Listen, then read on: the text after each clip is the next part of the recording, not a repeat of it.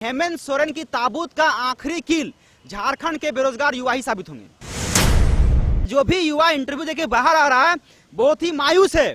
वो ये कह रहा है कि आखिर 3 मिनट में वो मेरा क्या जांच करेगा। जो बता रहा हूं कि जो प्रशासनिक अधिकारी वाला सीट है ना, वो 110% बोल रहे हैं कि उनकी नीलामी जो है ना करोड़ों में हुई है। पीठ थपथपाने वाली बात तो होगी, क्योंकि इसमें आलमगीर साहब के बेटियां पास कर गए हैं, जैसा सुनने में आया है। शिक्षा मंत्री की बेटी पास की है। हमें लग रहा है, अब ऐसा प्रतीत हो रहा है कि हमारा सपना जो है ना अब बहुत दूर दिख रहा है। वर्तमान की जो सत्ता है ना बहुत ही जल्द धराशाह होने वाली है, खत्म हो जाएगी।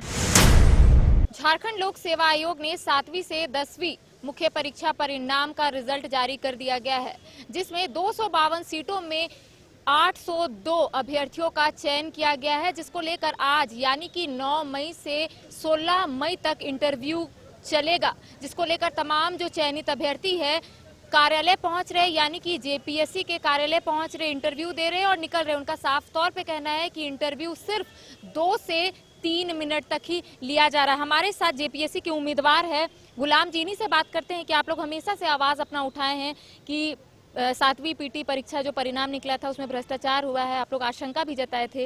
अब जिस तरीके से मुख्य परीक्षा परिणाम भी जारी कर दिया गया है, इंटरव्यू का भी डेट है, मतलब कुल मिला के 8 महीने के अंदर सारी प्रक्रिया पूरी कर दी गई है। ये खुशी की भी बात है। देखिए, ये भले माननीय मुख्यमंत्री के लिए पीठ थपथपाने वाली बात हो सकती है, आयोग के लिए खुशी की बात हो सकती है। खुशी की बात इसलिए हो सकती है उनके लिए क्योंकि जिनका चयन करना था उनका वो चयन कर रहे हैं। लेकिन झारखंडी युवाओं के उन अरमानों का क्या, उन सपनों का क्या, जो पिछले कई सालों से सपने देख रहे थे कि हम बड़े होकर के अधिकारी बनेंगे, बड़े होकर के डीएसपी बनेंगे, बीडीओ बनेंगे, और उन तमाम सपनों को लेकर के चले थे रांची की नगरी में अपने सपने को बसाने के लिए।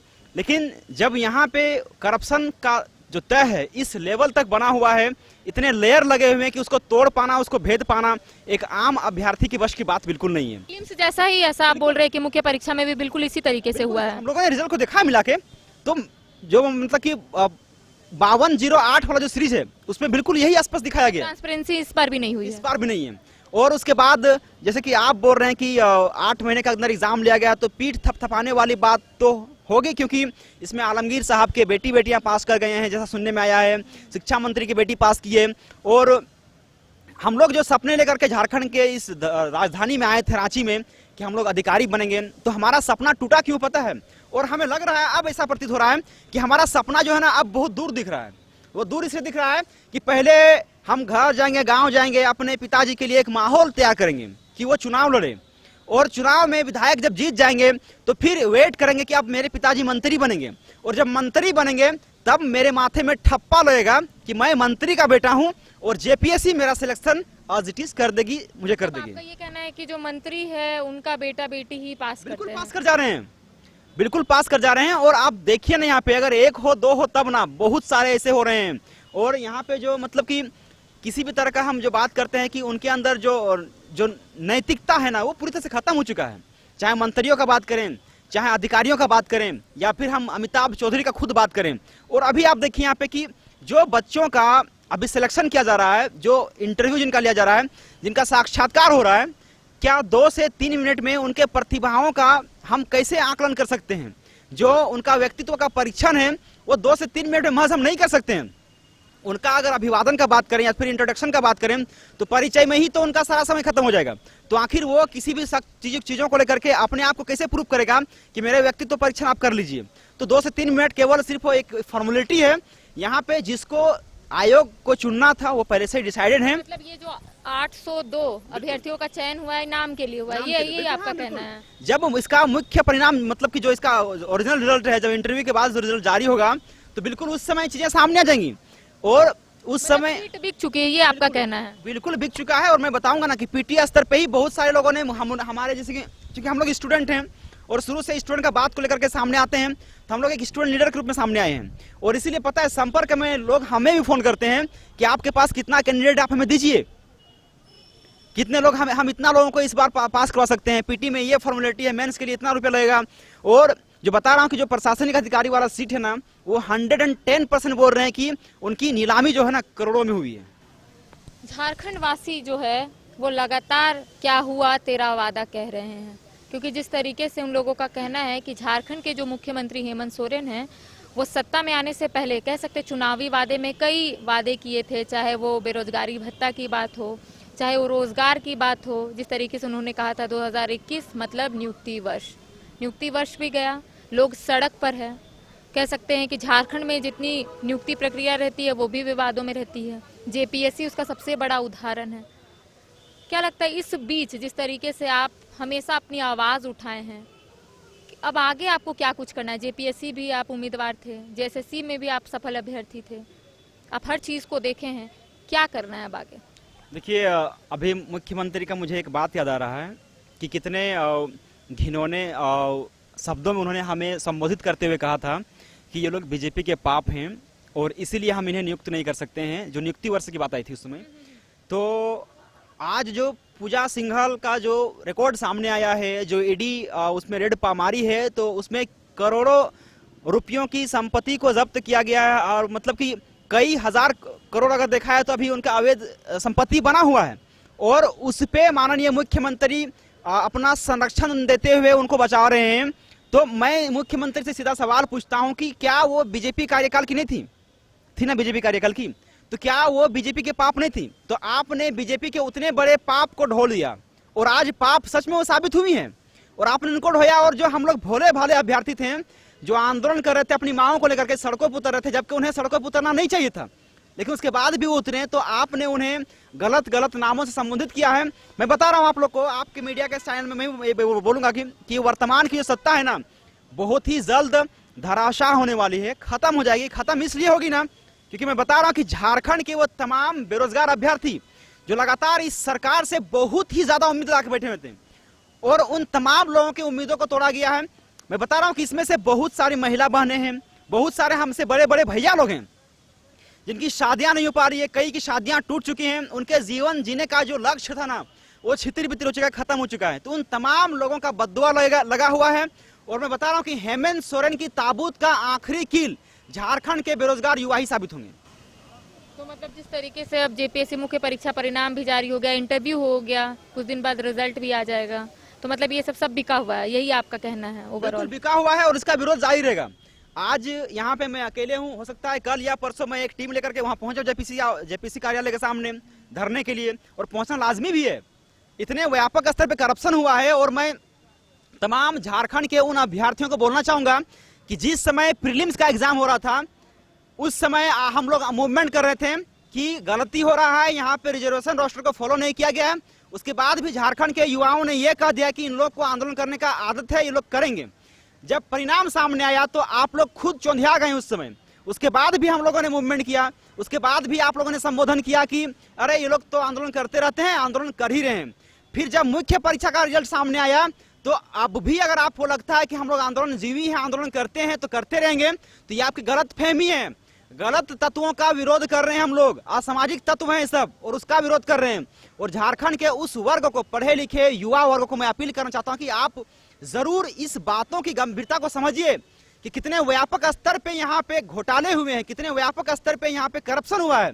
अगर आज आप करप्शन का समर्थन कीजिएगा तो माफ कीजिएगा, मैं आपके बारे में ये बोलना चाहूंगा कि जिंदगी में पूरा आप जिंदगी पढ़ लिख के बिता दीजिए, लेकिन आपका चयन नहीं होने वाला है, क्योंकि चयन तो उन्हीं का होना है जिनको इन्होंने डिसाइड करके रखा हुआ है। कल बीपीएससी का एग्जाम हुआ था पीटी का, और एक गड़बड़ी सामने आई, झारखंड के युवा सड़कों पे उतर गए। तुरंत एग्जाम देने देते हॉल से बाहर निकलते ही वो सड़क पर उतर गए। आयोग ने कहा कि हम 24 घंटे के अंदर इसकी निगरानी करते हैं, जांच करते हैं और इसे निरस्त करेंगे। देखने के बाद जो सत्यता क्या है, 3 घंटे के अंदर आयोग ने इसे नोटिस निकालते हुए रद्द कर दिया कि इसमें धांधली हुई है, इसमें मतलब कि क्वेश्चन पेपर को लीक किया गया है। तो जाहिर सी बात है कि क्या आप ये साबित करना चाहते हैं कि बिहार के बेरोजगार युवाओं में और आप जैसे बेरोजगार युवाओं में एक अंतर है क्या? उन लोगों ने कितना बहादुरी के साथ उस बुराई का, उस गलत भ्रष्टाचार का विरोध किया और आप नहीं कर पा रहे हो। क्यों नहीं कर पा रहे हो? तो फिर आप किस बात का इस अपने आप में ये गुणवत्ता दिखाते हो कि मेरे अंदर प्रतिभा है, मैं जेपीएससी निकाल दूंगा, मैं बीपीएससी निकाल दूंगा? बिल्कुल नहीं। आप जब अपने अधिकार के लिए खुद सामने नहीं आ पा रहे हो तो आने वाले समय जब आप अधिकारी बनिएगा तो किसी और के अधिकार के लिए आप कैसे लड़ पाइएगा?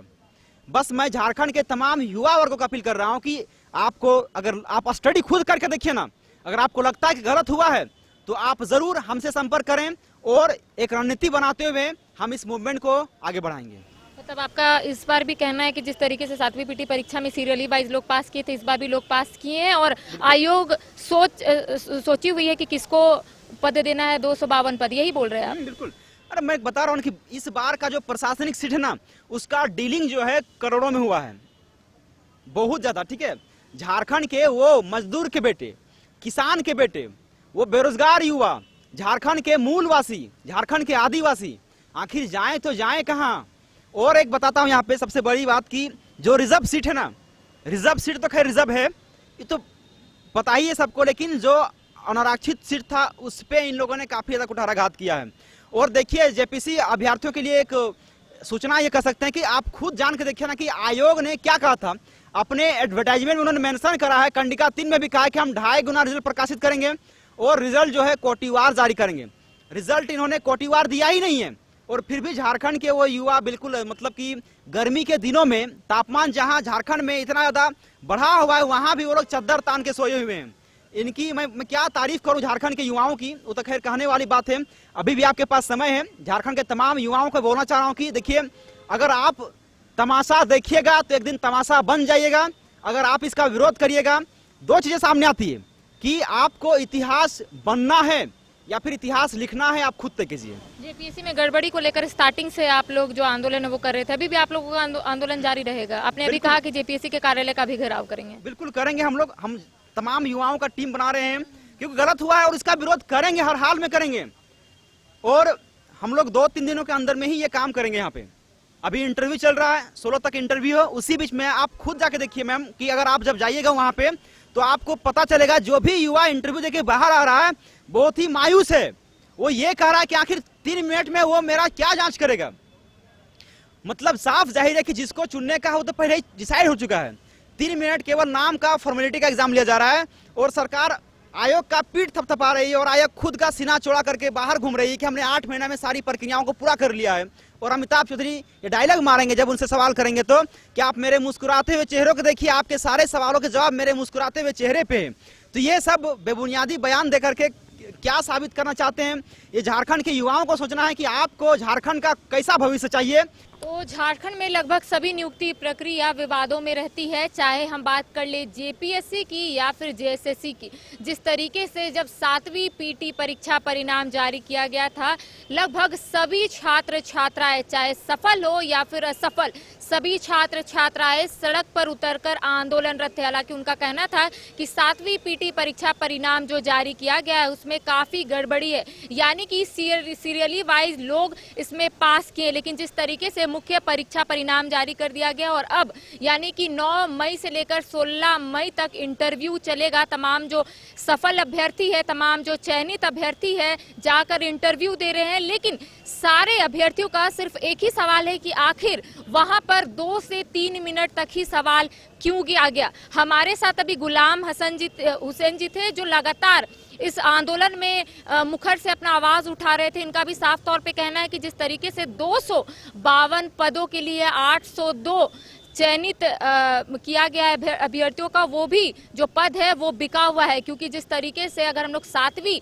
जेपीएससी की बात करें, पीटी परीक्षा परिणाम की बात कर ले, तो उस समय भी तमाम जो अभ्यर्थी है उन लोगों का कहना था कि गड़बड़ी हुई है, क्योंकि एक ही क्लास से सीरियली वाइज लोग पास किए हैं और इस बार भी मुख्य परीक्षा में भी एक ही क्लास से लगभग सीरियली वाइज लोग पास किए हैं। अब इनका ये भी कहना है कि आने वाले वक्त में यानी कि 16 मई से पहले ये लोग जेपीएससी कार्यालय का घेराव भी करेंगे, क्योंकि इनको ऐसा आशंका है कि इस बार भी घोटाला हुआ है, इस बार भी भ्रष्टाचार हुआ है। कैमरा पर्सन विकास के साथ करिश्मा सिन्हा, बाइस्कोप, रांची।